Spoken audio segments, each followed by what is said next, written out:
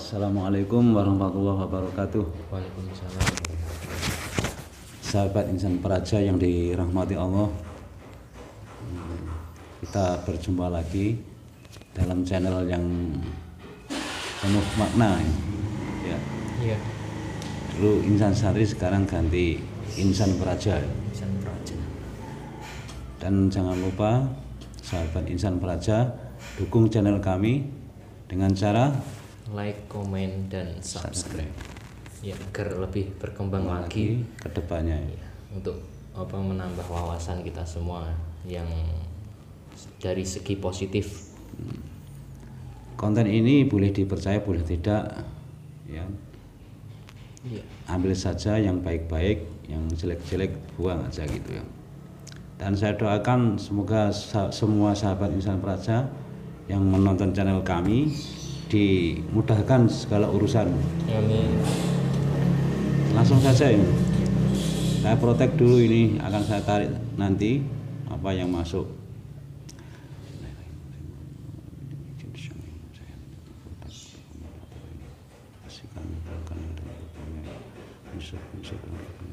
Bersihkan semuanya. Kunci hati dan pikirannya, semuanya kunci. Penyusup tidak bisa masuk, yang tidak sama juga otomatis tidak bisa masuk protek.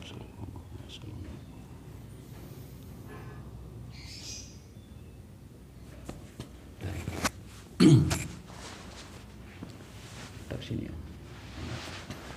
Berdialog.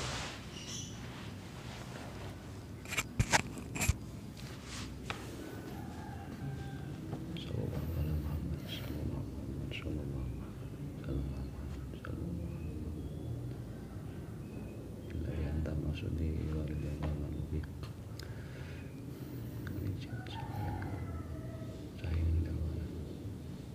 saya panggil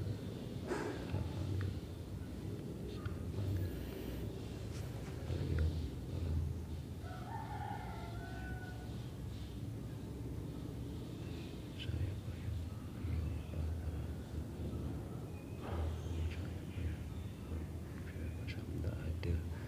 saya hadir atas perintah Sang Hyang Nur Cahaya Nirwana. Saya minta hadir masuk dalam tubuh mediator.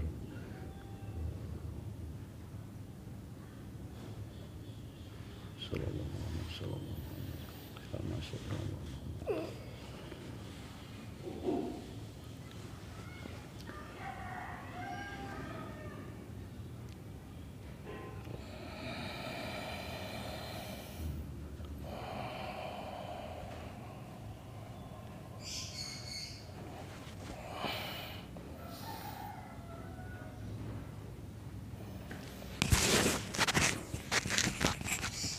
Assalamualaikum.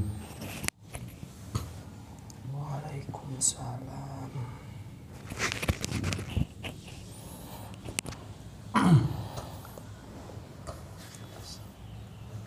Saya minta maaf telah lancang mengganggu panjenengan. Saya panggil hadir ke sini. Kalau boleh tahu perkenalan, boleh. Ya. Siapa panjenengan ini sebenarnya? Saya sosok roh pendamping dari Prabu Sang Maharaja Prabu Jayabaya. Beliau tidak bisa hadir ke sini karena tugas yang sangat penting. Maka dari itu beliau menyuruh saya untuk menghadiri saat ini, sebab raja-raja di Nusantara ini sekarang lagi tugas penting membahas Nusantara ke depannya. Ya, terima kasih. Ya. Tapi sebelum itu akan saya cek kebenarannya ya, boleh kan? Boleh. Saya minta maaf ya. Ini saya akan protek dulu, jangan-jangan ada yang masuk penyusup ya. Gak apa kan? Ya. Saya permisi ya.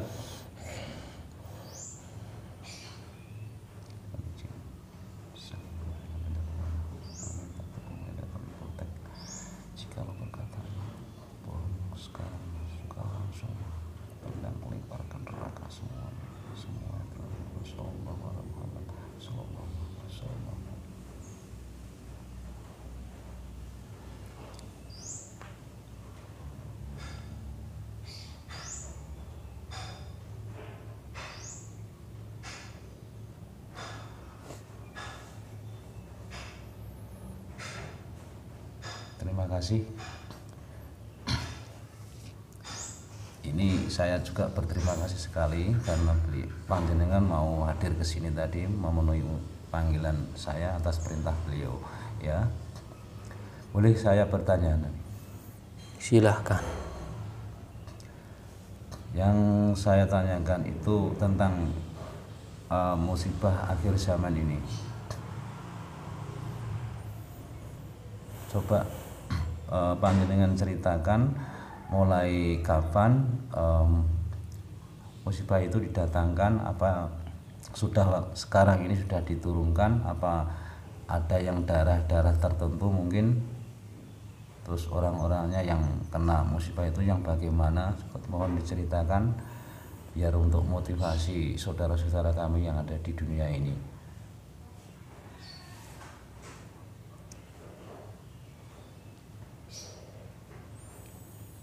Bencana di Nusantara ini tentunya sudah ada sejak dulu.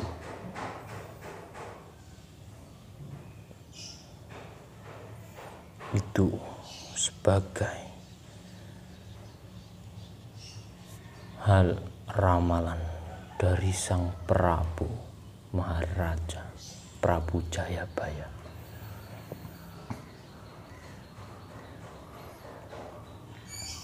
Banyak isi-isi dari suatu ramalan itu. Memang itu sebenarnya yang asli, bukan suatu ramalan dari raja kami. Tapi manusia menyebutnya itu sebagai ramalan. Maaf saya potong sedikit ya.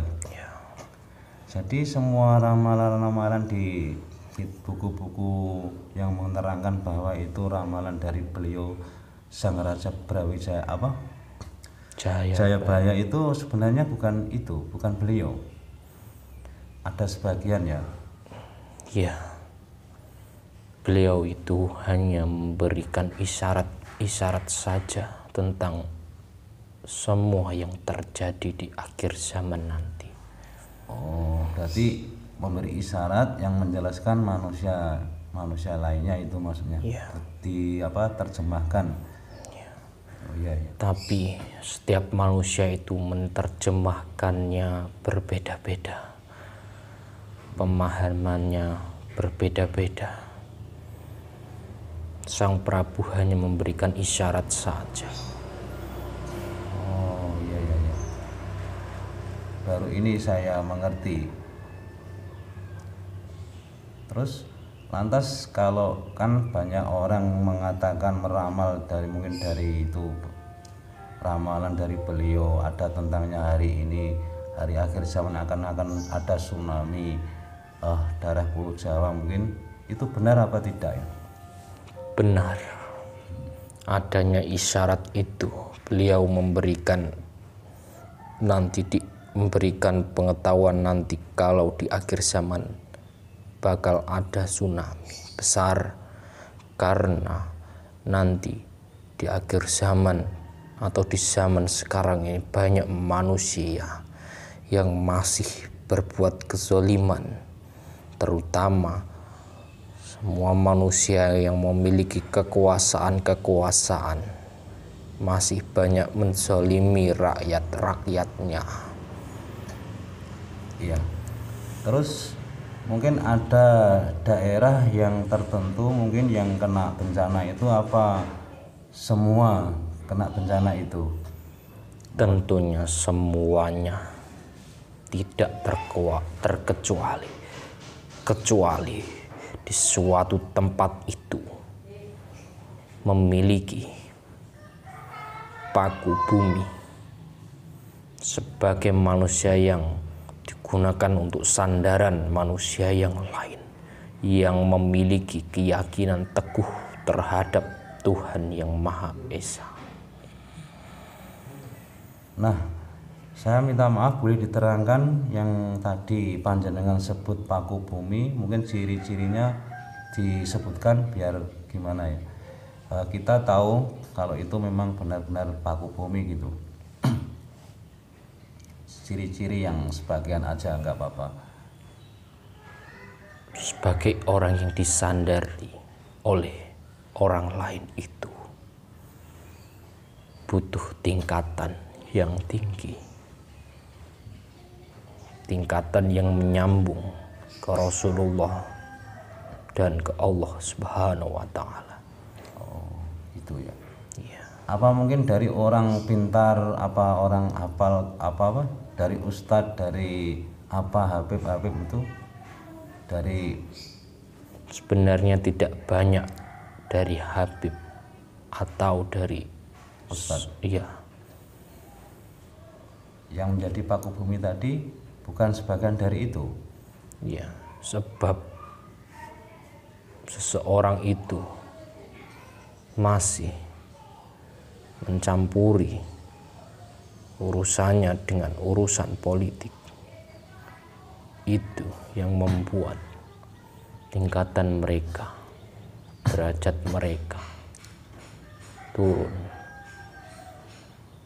Oh, begitu.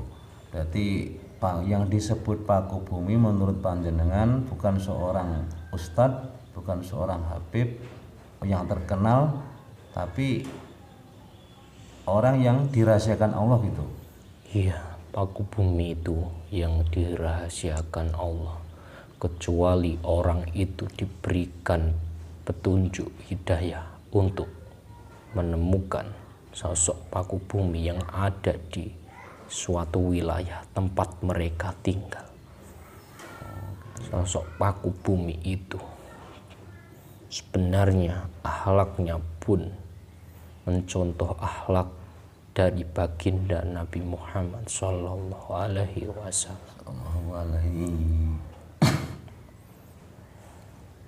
Beliau tidak mementingkan duniawinya. Beliau hanya sederhana, tidak menonjol.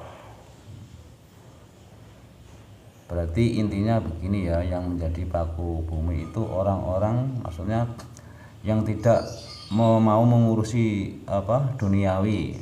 Ya. Gitu. Jadi sering itu merahasiakan dirinya, gitu. Ya. Jati dirinya maksud saya. Beliau sibuk mendekatkan diri kepada Sang Penciptanya, selalu mengingat Sang Penciptanya dimanapun berada.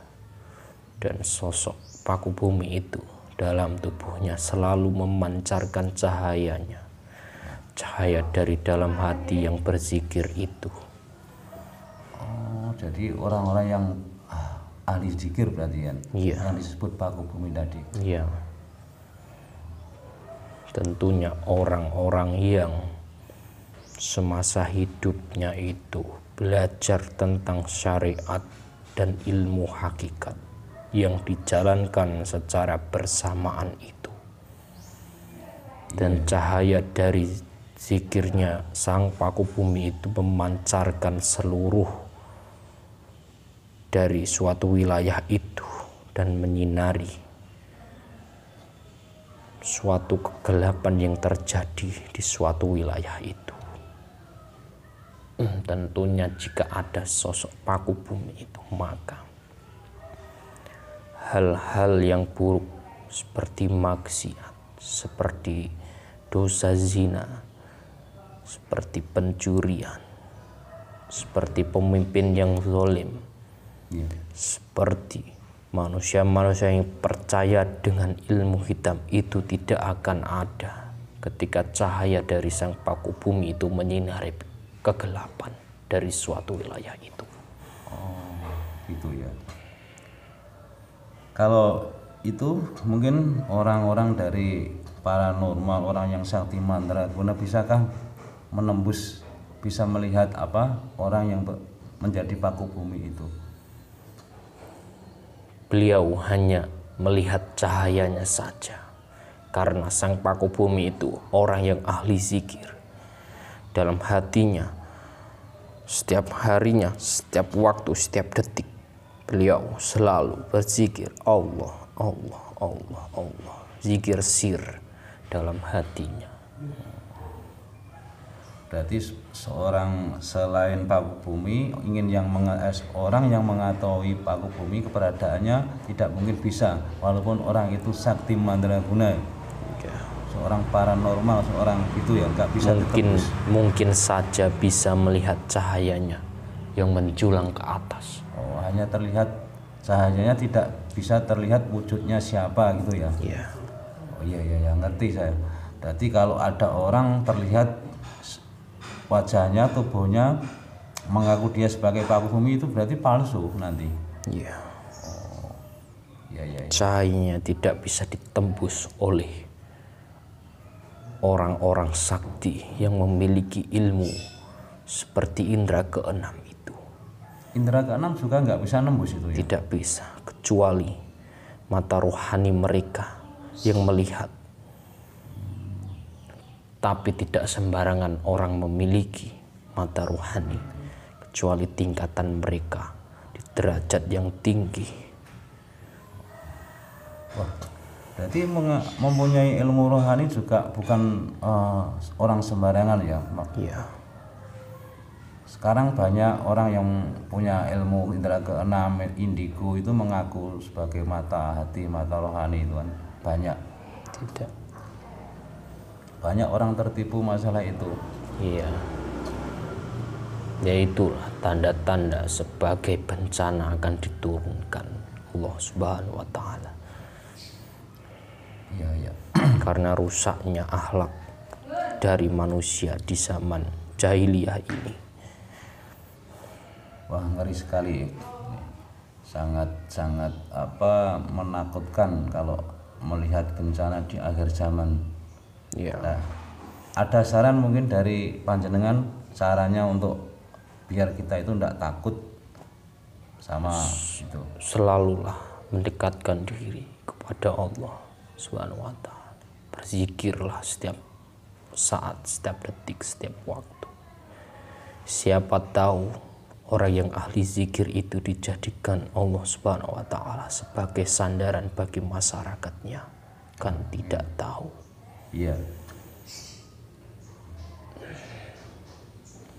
Sudah, saya ucapkan terima kasih semua atas keterangan panjenengan tadi ya, untuk membantu kami biar memberi wawasan bagi kami dan kita semua, mungkin seluruh umat manusia. Saya minta maaf atas ya, telah lancang mendatangkan panjenengan tadi. Ya, nggak apa-apa ya. Iya. Sekarang panjenengan bisa kembali ke tugas panjenengan semula.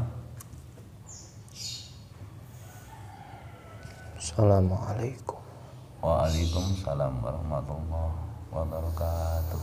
Monggo akan keluar.